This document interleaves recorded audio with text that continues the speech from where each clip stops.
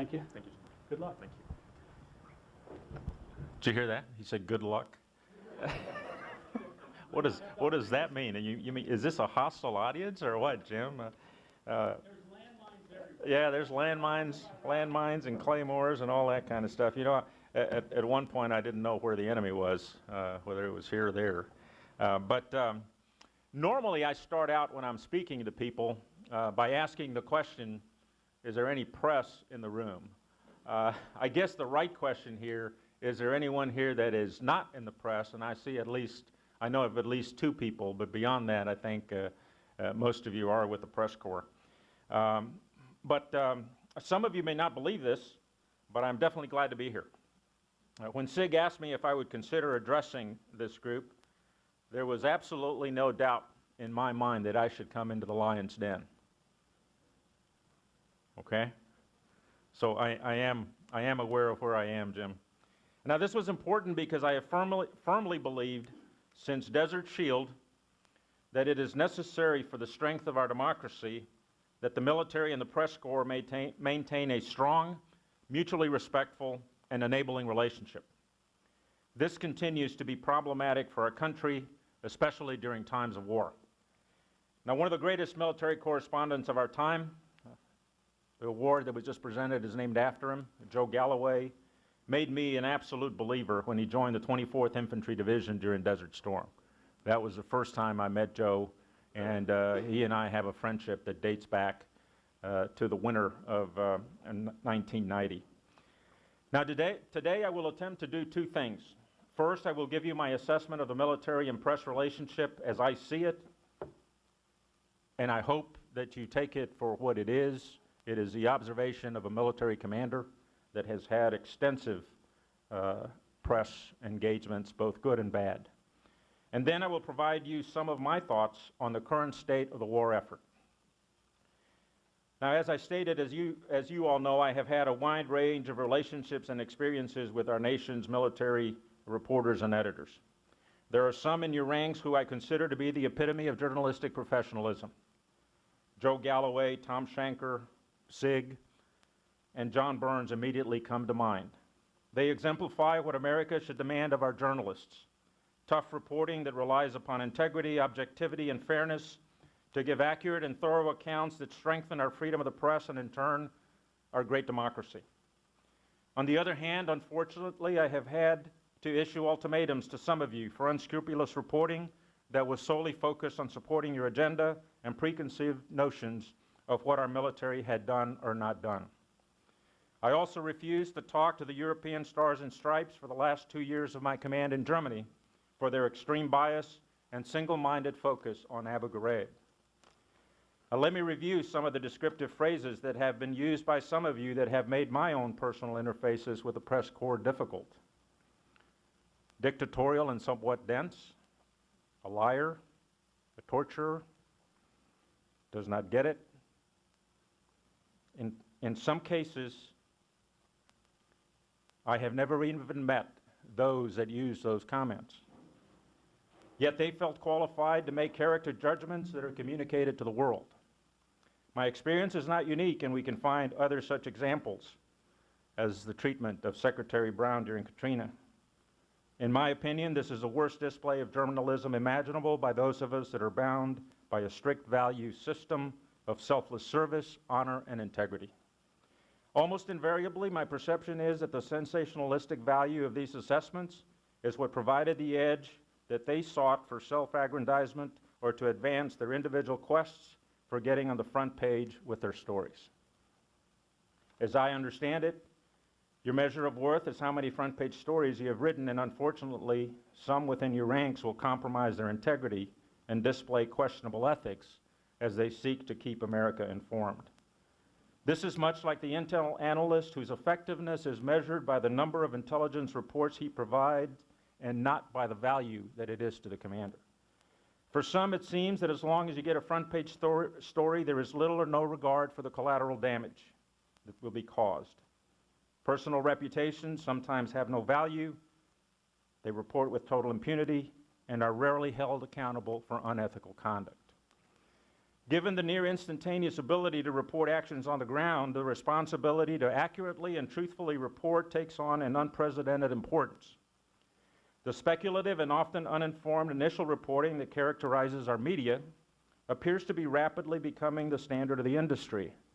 An Arab proverb states, "Four things come not back: the spoken word, the spent arrow, the past, the neglected opportunity." Once reported, your assessments become conventional wisdom and nearly impossible to change. Other major challenges are your willingness sometimes to allow manipulation by high-level authorities who leak stories and by lawyers who seek to strengthen their arguments through the use of hyperbole. Your unwillingness to accurately and prominently correct your mistakes and your agenda-driven biases sometimes contribute to this corrosive environment. All of these challenges combined create a media environment that does a tremendous disservice to America in some instances. Over the course of this war, tactically insignificant events have become strategic defeats for our country because of the tremendous power and impact of the media, and by extension, you individually, the journalist. We realize that because of the near real-time reporting environment that you face, it is difficult to report accurately in some cases. In my business, one of our fundamental truths is that the first report is always wrong. Unfortunately, in your business, the first report gives Americans who rely on the snippets of CNN, if you will, their truths and perspectives on an issue. As a corollary to this deadline-driven need to publish initial impressions or observations versus objective facts, there is an additional challenge for us who are the subject of your reporting. When you assume that you are correct and on the moral high ground on a story because we have not responded to questions you provided, I think this is the ultimate in arrogance and distortion of ethics. One of your highly respected fellow journalists once told me that there are some amongst you who feed from a pig's trough. If that is who I am dealing with, then I will never respond. Otherwise, we will both get dirty and the pig's going to love it, and I can't control it. Now, this does not mean that your story is accurate or inaccurate. It just means that your subject chooses not to respond. Now, I do not believe that all of these challenges is what our forefathers intended of this great profession. The Code of Ethics for the Society of Professional Journalists states, and I don't mean to preach to you, but I'll quote, "Public enlightenment is the forerunner of justice and the foundation of democracy. The duty of the journalist is to further those ends by seeking truth and providing a fair and comprehensive account of events and issues. Conscientious journalists from all media and specialties strive to serve the public with thoroughness and honesty, and professional integrity is a cornerstone of a journalist's credibility," end quote. The basic ethics of a journalist, as laid out here, of seeking truth, fair and comprehensive accounting of events and issues, thoroughness and honesty, all are sometimes victims of the massive agenda-driven competition for economic or political supremacy. The death knell of your ethics has been enabled by some parent organizations who have chosen to align themselves with political agendas. And what is clear to me is that you are perpetuating the corrosive partisan politics that is destroying our country and killing our service members who are at war in some cases. My assessment is that your profession, to some extent, has strayed from these worthy ethical standards and have allowed external agendas to manipulate what the American public sees on TV, what they read in our newspapers, and what they see and read on the web. For some of you, just like some of our politicians, the truth is of little to no value if it does not fit your own preconceived notions, biases, or agendas. It is astounding to me when I hear the vehement disagreements with the military's foray into information operations that seek to disseminate the truth and inform the Iraqi people in order to counter our enemy's blatant propaganda. As I assess various media entities, some are unquestionably engaged in political propaganda within our own country that is uncontrolled. There is no question in my mind that the strength of our democracy and our freedom remains linked to your ability to exercise this freedom that we fight for. Freedom of the press, I adamantly support. And because this is the basic foundation of our democracy, and I have completely supported the embedding of media into our formations up until my very last day in uniform, and I will continue to do so. The issue is one of maintaining professional ethics and standards from within your institution. Military leaders must unquestionably accept that these injustices will happen, and whether they like what you print or not, they must deal with you and they must enable you in order for you to enlighten the American people. But you must be ethical. Finally, I will leave this subject with a question that we must ask ourselves. Who is responsible for maintaining the ethical standards of the profession in order to ensure that our democracy does not continue to be threatened by this, what I consider a dangerous shift away from your sacred duty of public enlightenment? Let me now transition to our current national security condition. As we all know, war is an extension of politics, and when a nation goes to war, it must bring to bear all elements of power in order to win. War fighting is not solely the responsibility of the military commander, unless he has been given the responsibility and the resources to synchronize the political, economic, and informational power of the nation during the conduct of that war, and that has not been the case in this war in Iraq. So who is responsible for developing the grand strategy that will allow America to emerge victorious from this generational struggle against extremism? After more than 4 years of fighting, America continues its desperate struggle in Iraq without any concerted effort to devise a strategy that will achieve victory in that war-torn country or in the greater conflict against extremism. From a catastrophically flawed, unrealistically optimistic war plan to the administration's latest surge strategy, this administration has failed to employ and synchronize its political, economic, and military power. The latest revised strategy is a desperate attempt by the administration that has not accepted the political and economic realities of this war, and they have definitely not been able to communicate effectively that reality to the American people. An even worse and probably more disturbing assessment would be that America cannot achieve the political consensus that is necessary to devise a grand strategy that will in fact synchronize and commit our national power to achieve victory. Some of you have heard me talk about our nation's crisis in leadership. Let me elaborate. While the politicians espouse a rhetoric designed to preserve their reputations and their political power, our soldiers die. Our national leadership ignored the lessons of World War II as we entered into this war, and to this day continue to believe that victory can be achieved through the application of military power alone.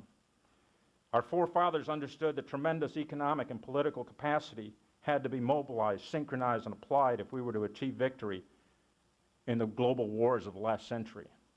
That has been and continues to be the key to victory in Iraq. Continued manipulations and adjustments to our military strategy will not achieve victory. The best we can do with this flawed approach is stave off defeat. The administration, Congress, and the entire interagency, especially the State Department, must shoulder the responsibility for this catastrophic failure, and the American people must hold them accountable. There has been a glaring, unfortunate display of incompetent strategic leadership within our national leaders. As a Japanese proverb says, action without vision is a nightmare. There is no question that America is living a nightmare with no end in sight. Since 2003, the politics of war have been characterized by partisanship as the Republican and Democratic parties struggled for power in Washington. National efforts to date have been corrupted by partisan politics that have prevented us from devising this effective, executable, and supportable strategy. At times, these partisan struggles have led us to political decisions that endanger the lives of our sons and daughters on the battlefield. The unmistakable message was that political power had greater priority than our national security objectives. Overcoming this strategic failure is the first step towards achieving victory in Iraq. Without bipartisan cooperation, we are doomed to fail. There is nothing going on today in Washington that would give us hope. If we succeed in crafting a bipartisan strategy for victory, then America must hold all national agencies accountable for developing and executing the political and economic initiatives that will bring about stability, security, political and economic hope for all Iraqis. That has not been successful to date. Congress must shoulder a significant responsibility for this failure, since there has been no focused oversight of the nation's political and economic initiatives in this war. Exhortations, encouragements, investigations, studies, and discussions will not produce success. This appears to be the nation's only alternative since the transfer of sovereignty. Our continued neglect will only extend the conflict. And America's dilemma is that we no longer control the ability to directly influence the Iraqi institutions. The sovereign Iraqi government must be cooperative in these long-term efforts. That is not likely at the levels necessary in the near term. Our commanders on the ground will continue to make progress and provide time for the development of a grand strategy. That will be wasted effort, as we have seen repeatedly since 2003. In the meantime, our soldiers, sailors, airmen, and Marines will continue to die. Starting in July of 2003, the message that was repeatedly communicated to Washington by military commanders on the ground was that the military alone could never achieve victory. Our soldiers, sailors, airmen, and Marines were destined to endure decades of fighting and killing people without the focused, synchronized application of all elements of national power. This was a necessary condition to stabilize Iraq, and any sequential solutions would lead to a prolonged conflict and increased resistance. By neglect and incompetence at the National Security Council level, that is the path our political leaders chose, and now America, more precisely the American military, finds itself in an intractable situation. Clearly, mistakes have been made by the American military in its application of power, but even its greatest failures in this war can be linked to America's lack of commitment, priority, and moral courage in this war effort. Without the sacrifices of our magnificent young men and women in uniform, Iraq would be chaotic well beyond anything that has been experienced to date. What America must accept as a reality at this point in the war is that our Army and Marine Corps are struggling with the deployment schedules. What is clear is the deployment cycles of our formations have been totally disrupted. The resourcing and training challenges are significant, and America's ability to sustain a force level of 150,000 plus is non-existent without drastic measures. And these drastic measures have been politically unacceptable to date. The drawdown of the surge to pre-surge levels was never a question. America must understand also that it will take the Army at least a decade to fix the damage that has been done to its full spectrum readiness. Our Army and Marine Corps will execute as directed, perform magnificently, and never complain. That is the ethic of our warriors, and that is what America expects of them. They will not disappoint us, but America must know the pressures that are being placed on our military institutions as we fight this war. All Americans must demand that these deploying formations are properly resourced, properly trained, and we must never, and this is the responsibility of every leader in this country, we must never allow America's support for the soldier to falter. A critical objective assessment of our nation's ability to execute our national security strategy must be conducted. If we are objective and honest, the results will be surprising to all Americans. There is unacceptable strategic risk. America has no choice but to continue our efforts in Iraq. A precipitous withdrawal will unquestionably lead to chaos, in my opinion, that would endanger the stability of the greater Middle East. If this occurs, it would have significant adverse effects on the international community. Coalition and American force presence will be required at some level for the foreseeable future. Given the lack of a grand strategy, we must move forward rapidly to minimize that force presence and allow the Iraqis maximum ability to exercise their sovereignty. At no time in Americans' history has there been a greater need for bipartisan cooperation. The threat of extremism is real and demands unified action at the same levels demonstrated by our forefathers during World War I and World War II. America has failed to date. This endeavor also has been further hampered by a coalition effort that can be characterized as hasty, unresourced, often uncoordinated, and unmanaged. Desperately needed but essentially ignored were the political and economic coalitions that were the key to victory and stability in the immediate aftermath of the conventional war. The military coalition was probably the most effective, productive, and effective deployment of forces in decades. And today we continue our inept coalition management efforts, and in fact, we are facing ever-decreasing troop commitments by our military coalition partners. America's revised strategy does not address coalition initiatives and challenges, and we cannot afford to continue this struggle without the support of our coalition partners across all elements of national power. Now, without the political and the economic elements of power complementing the tremendous efforts of our military, we are assured of failure. We continue on that path. America's political leadership must come together and develop this bipartisan grand strategy to achieve victory in this conflict. Achieving unity of effort in Iraq has been elusive to date, primarily because there is no entity that has the authority to direct the actions of our interagency. As I stated before, our National Security Council has been a failure. Furthermore, America's ability to hold the interagency accountable for their failures in this war is non-existent. This must change. We probably need to implement a Goldwater's-like Nichols Act for the interagency. As a nation, we must recognize that the enemy we face is committed to destroying our way of life. This enemy is arguably more dangerous than any threat we face in the 20th century. Our political leaders must place national security objectives above partisan politics, demand interagency unity of effort, and never again commit America to war without a grand strategy that embraces the basic tenets of the Powell Doctrine. It seems that Congress recognizes the military cannot achieve victory alone in this war, yet they continue to demand victory from our military. Who will demand accountability for the failure of our national political leadership involved in the management of this war? They have unquestionably been derelict in the performance of their duty. In my profession, these types of leaders would immediately be relieved or court-martialed. America has sent her soldiers off to war, and they must be supported at all costs until we achieve victory or until our political leaders decide to bring them home. Our political and military leaders at the strategic level owe the soldier on the battlefield a strategy, the policies, and the resources to win once they're committed to war. America has not been fully committed to win this war, and they have not provided those policies and the adequate resources to win. Our nation has not focused on the greatest challenge of our lifetimes. America must demand this unified strategy that goes well beyond partisan politics and places the common good above all else. Too often, our politicians have been distracted and they have chosen loyalty to their political parties above loyalty to the Constitution because of their lust for power. Our politicians must remember their oath of office and recommit themselves to serving our nation just like our soldiers.